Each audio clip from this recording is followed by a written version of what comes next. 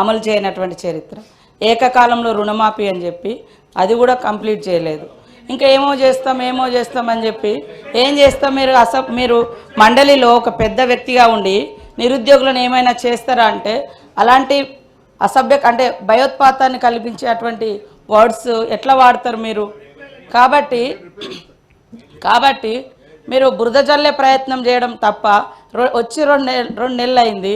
మేము గ్యారంటీలలో మహిళల కోసం బస్సు ఫ్రీగా పెడితేనే తట్టుకోలేక పదే ఆటోల విషయాలు తీసుకొస్తున్నారు. ఆటోల విషయాలు తీసుకొస్తున్నారు. మరి ఒక ప్రభుత్వము ఒక జనానికి ఉపయోగపడేది ఒక పథకం తీసుకొస్తే ఇంకొకరికి కొంచెం నష్టం జరిగితే దాన్ని ఎట్లా పరిష్కరించుకోవాలని చెప్పాలి. కానీ దాన్నే పెద్ద ఎజిటేషన్గా తీసుకొచ్చి రోడ్ల మీదకి తీసుకొచ్చి అంటే బస్సులు పెట్టద్దా చెప్పండి. మీరు మీ స్టేట్మెంట్లో ఏముంది తెలుసా? ఒక దిక్కేమో బస్సులు పెంచండి అంటారు, ఒక దిక్కేమో ఆటోలను కాపాడండి అంటారు. ఈ రెండు ఎట్లా కుదురుతుంది? అది ఎట్లా కుదురుతుంది? ఇప్పుడు నేను చెప్తా, ప్రైవేటు అంటే చాలా కోట్ల రూపాయలు పెట్టుకొని కూడా ఎంబీబీఎస్ చదివి ప్రైవేట్ హాస్పిటల్స్ పెట్టుకుంటున్నారు.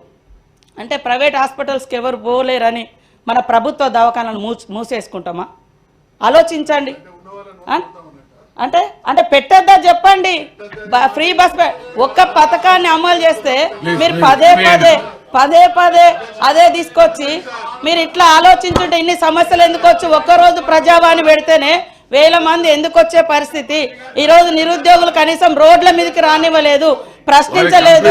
10 ఏళ్ళు అందరు నోర్లు మూసిండ్రు. మీరు 10 ఏళ్ళు అందరు నోర్లు మూసి ఈ రోజు మేమేదో గొప్పగా మాట్లాడుతున్నామని చెప్పడం కాదు, కరెక్ట్ కాదు. అది వారు మాట్లాడిన తర్వాత మీ జవాబులు